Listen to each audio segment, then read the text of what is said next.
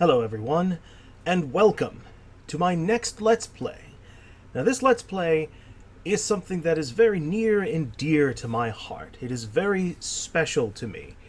It is a quintessential part of my childhood and helped to spark my imagination and make me the person that I am today. And thanks to my having a fit of nostalgia, I now can share it with you. I know it's an older game. I know it may not be the prettiest. But damn it, I just love it. And I just have to share it. So without any further ado, I give you Let's Play Silpheed. Emergency, emergency. Bogies approaching. All interceptors scramble now. Repeat. Bogies, bogies. All interceptors scramble immediately. Ready for taxi. Right alarm, check. Release brake. Compass open, coordinates set. Format leader ready for launch. All systems green. See you later. Good luck.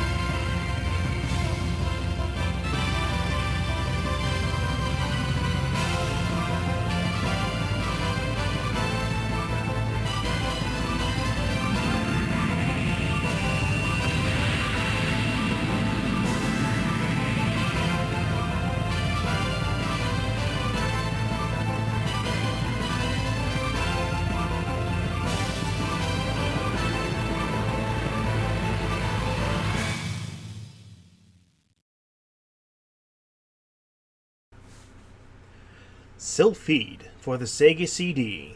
Released in 1993, this game is 23 years old.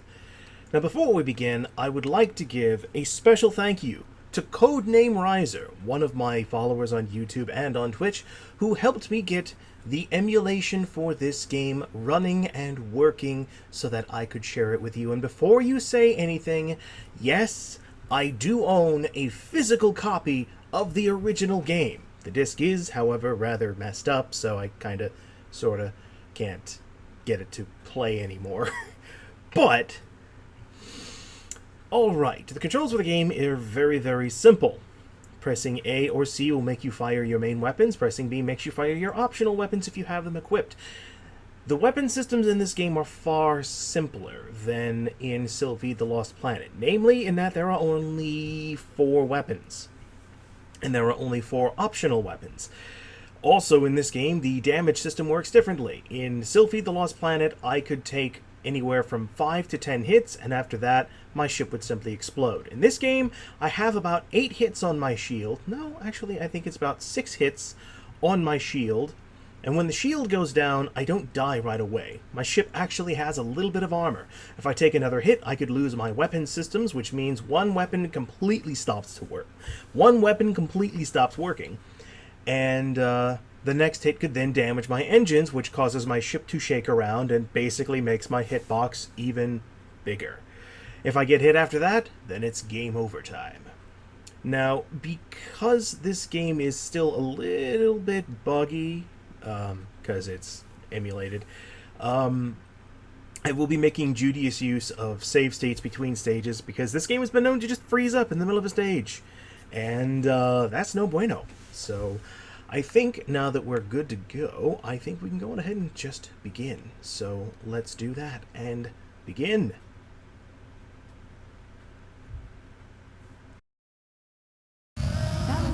Battle station.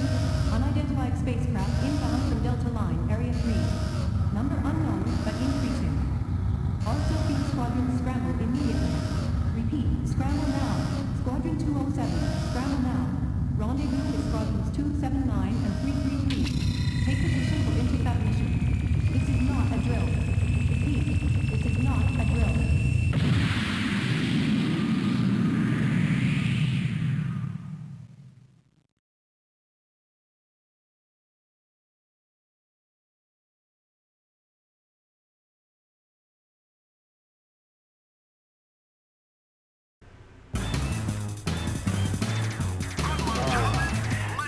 that delicious Sega CD background.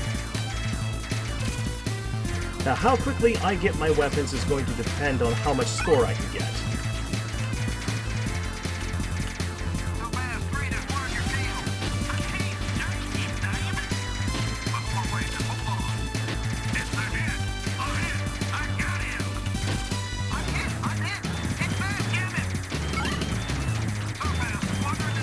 Now, I know I'm not talking much because I'm trying not to drown out these guys. I'm trying not to.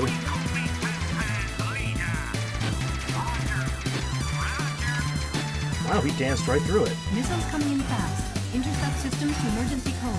Quick.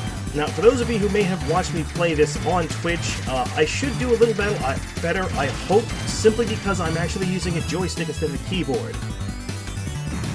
I hope. Now, those little yellow orbs, the yellow shape, yeah, that's just score. These are repair units.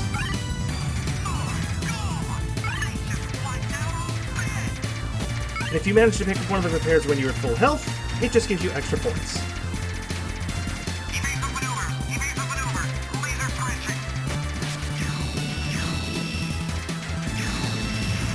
Yeah, I'm pretty sure that's the ship we launched from. I'm fairly certain. Maybe. I don't know. Possibly. I'm just thinking because of the whole tunnel thing and all of that. Defense fleet destroyed. Still 8 inactive. The big thing I have to remember with this game is, unlike Steredin, where my hitbox is essentially my cockpit, in this game, my whole ship is the hitbox, so I gotta be careful. In the entire game, if you play on normal, there are only 2 invincibility power-ups. This is the first one. Hopefully we will get the second one. If you play on hard, there is no invincibility power-ups at all.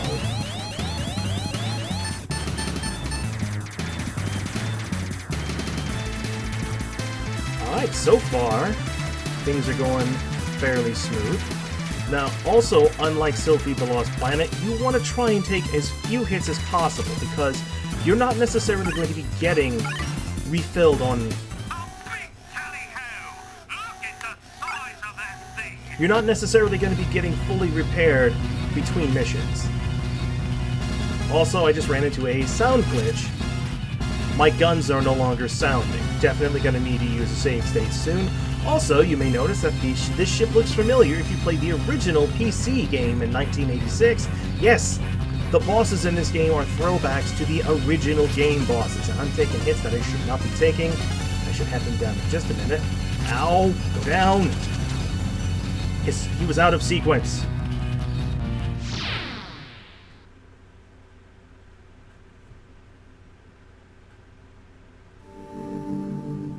In the year of 3076, an unmanned Solar Space Force fleet suddenly started to attack the colony planets. The Greason system, the central photon computer that integrates and controls the whole galaxy network on the mother planet, Earth, was network jacked by an unknown terrorist group. The leader of the terrorists solemnly introduced himself as Zakarte. The survivors of the Galaxy Union and the colony planet's fleet assembled all their forces to strike at Zakarte. 64 light years lay across their way to the solar system.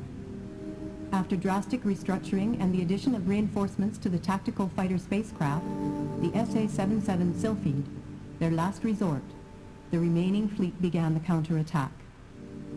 Their destination? The mother planet, Earth.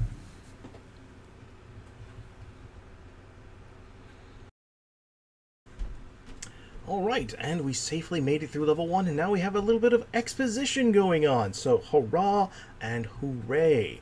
We've unlocked our first primary weapon, the, not the forward beam, but the wide beam, which is pretty alright by my standards.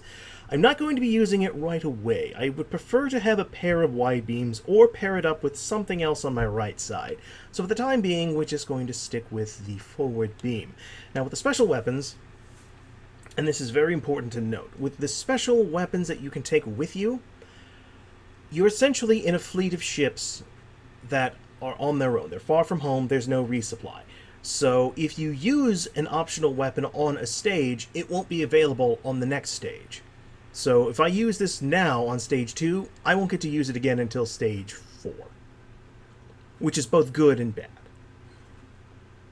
Also, same applies with my shield energy. If I come out of a fight with 1 or 2 units of shield energy, it's entirely possible that I'll start the next stage with only 4 or 5 shield energy, which is good and bad. So take care of how hard you get hit. Now, if you don't want to take a special weapon with you so you can save it for another stage when you know you'll need it, once you get to this point, you can just hit the start button, not even have to worry about it.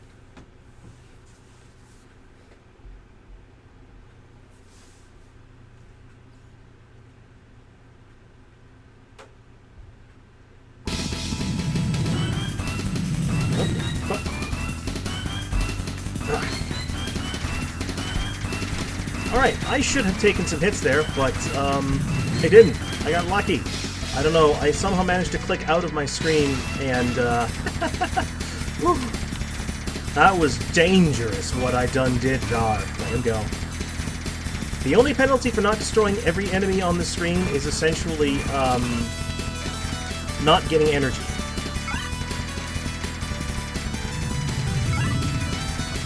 See, as you do more damage, as you actually get points in battle, you will build up your optional energy, which is good.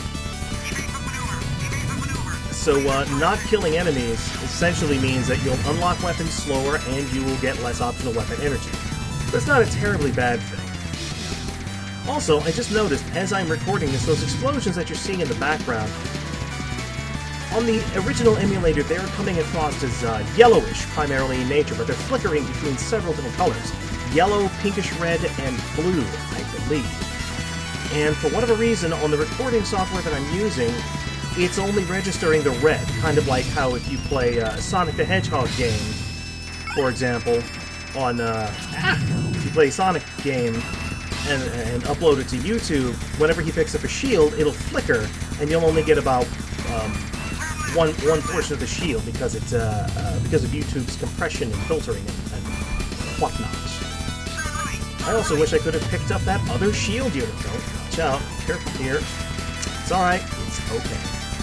Actually, it's not okay. Alright, I have to be careful. I have to be careful. I have to be careful. Maybe I should be doing this post-commentary. What do you guys think? Should I do this post-commentary?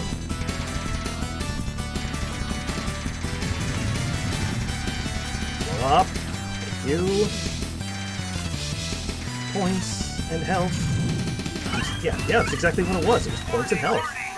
I said it right. Now, this guy can be kind of scary. Because of the arrowhead shape of his ship, it looks like he's moving faster than he actually is, like he's going to dive at you. He's essentially trying to get you to, he's trying to juke you. He's trying to juke you into your shots. Into his shots. That's all I was trying to say. You gonna dive at me? Okay. Damn it. It's alright. It's alright. Just don't lose all of your energy. Don't lose all of your shields, which is exactly what you just did. Go down.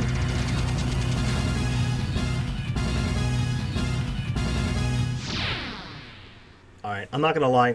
That could have gone better. Yeah, see? I walked away with 4 units of energy. But, at the very least, I have both optional weapons, which is a good thing. So, I believe I'm going to stop here for this episode and pray, because this game is hard. Like I said, I am working off a 20-year-old memory on this game, and it's hard. It's from an era of games were legitimately hard, because that's just how they made them. And, yeah. It's a hard game, and it's going to take me a while to get through it all. So I'm probably going to do about 2 stages a level, and pray that I don't make too big of an ass of myself. So that's it for this episode, everyone. Thank you for watching, and I will see you on the next one.